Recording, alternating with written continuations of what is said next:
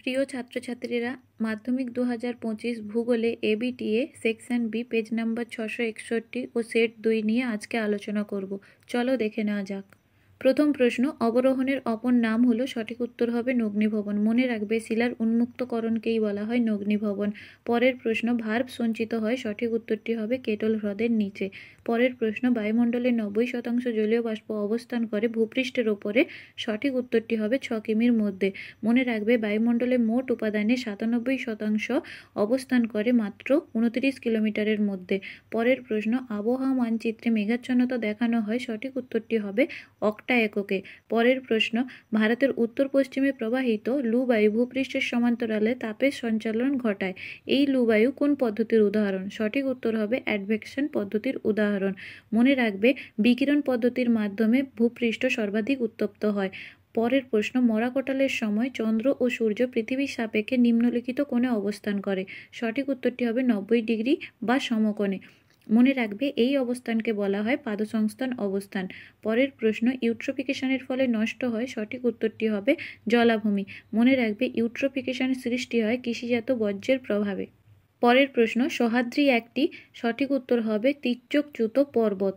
মনে রাখবে, সহ্যাদ্রি বলা হয় পশ্চিমঘাট পর্বতমালাকে, আর মলয়াদ্রি বলা হয় পূর্বঘাট পর্বতমালাকে। পরের প্রশ্ন, গঙ্গার ডান তীরের উপনদী হলো, সঠিক উত্তরটি হবে সোন। মনে রাখবে, গঙ্গা নদীর দীর্ঘতম উপনদী বলা হয় যমুনাকে। পরের প্রশ্ন, বরদইছিলা ঝড় দেখা যায়, সঠিক উত্তরটি হবে অসমে। এই রকম তথ্যগুলো আমাদের আরও আগের ভিডিওতে দেওয়া আছে, তোমরা যারা দেখোনি তারা প্লেলিস্টে গিয়ে দেখে নেবে।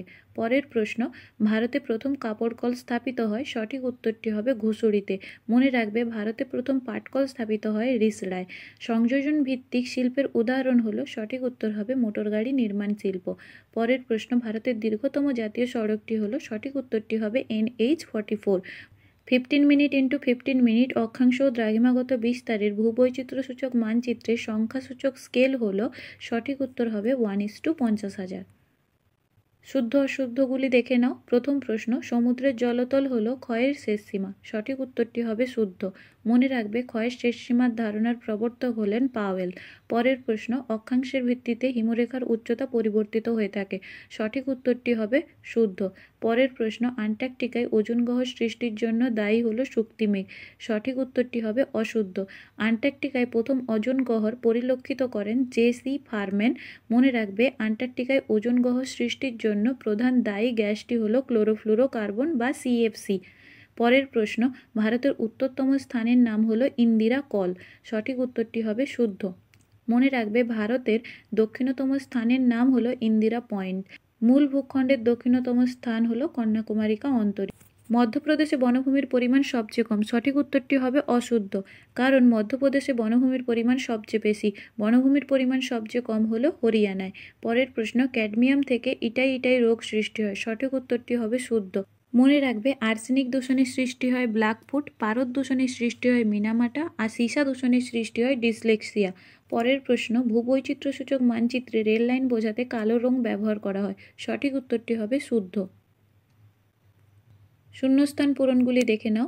ইয়ারদাং ক্ষয় হয়ে তীক্ষ্ণ আকার নিলে তাকে ড্যাশ বলে, সঠিক উত্তর হবে নিডিল। পরের প্রশ্ন, প্রতিটি দ্রাঘিমা রেখার সর্বোচ্চ গড় উষ্ণতা বিশিষ্ট স্থানগুলিকে পরস্পর যুক্ত করে ড্যাশ পাওয়া যায়, সঠিক উত্তর হবে তাপবিষুব রেখা। পরের প্রশ্ন, প্রতীপ ঘূর্ণবাতের বাইরে ড্যাশ চাপ বিরাজ করে, সঠিক উত্তরটি হবে নিম্নচাপ। পরের প্রশ্ন, উচ্চ অক্ষাংশ থেকে নিম্ন অক্ষাংশের দিকে ড্যাশ স্রোত প্রবাহিত হয়, সঠিক উত্তরটি হবে শীতল স্রোত। পরের প্রশ্ন, আম্রবৃষ্টি দেখা যায় ড্যাশ রাজ্যে, সঠিক উত্তরটি হবে কেরালা রাজ্যে। মনে রাখবে, চেরি ব্লসম দেখা যায় কর্ণাটক রাজ্যে, আর পশ্চিমবঙ্গে দেখা যায় কালবৈশাখী।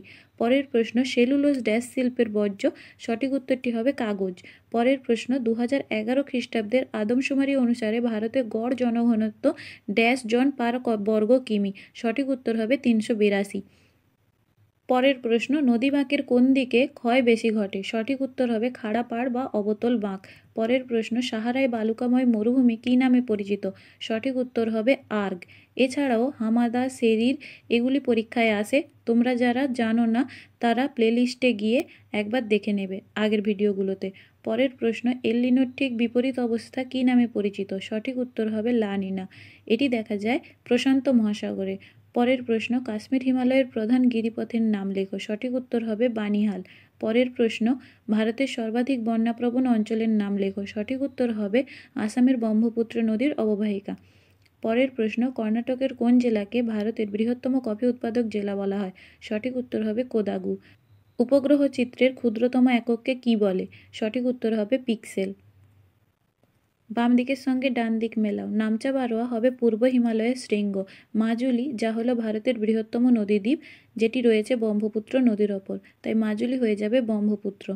মরুস্থলী হবে রাজস্থান। পারাদ্বীপ, যাকে ভারতের গভীরতম বন্দর বলা হয়, যা রয়েছে ওড়িশা রাজ্যে, তাই সঠিক উত্তর হবে ওড়িশা। এই পেজে 10টি ম্যাপ পয়েন্টিং করে দেওয়া আছে, তোমরা দেখে দেখে করে নেবে। এই পর্যন্ত ভিডিওটি দেখার জন্য সকলকে ধন্যবাদ। ভিডিওটি ভালো লাগলে লাইক করো, সাবস্ক্রাইব করো, আর যদি ফ্রি পিডিএফ পেতে চাও তাহলে নিচে দেওয়া কিউআর কোড স্ক্যান করে আমাদের জিওনেস্ট চ্যানেলে যুক্ত হতে পারো। যারা স্ক্যান করতে পারবে না তারা নিচে দেওয়া হোয়াটসঅ্যাপ নাম্বারে SMS করো, তাদেরকে গ্রুপে যুক্ত করে নেওয়া হবে। ধন্যবাদ।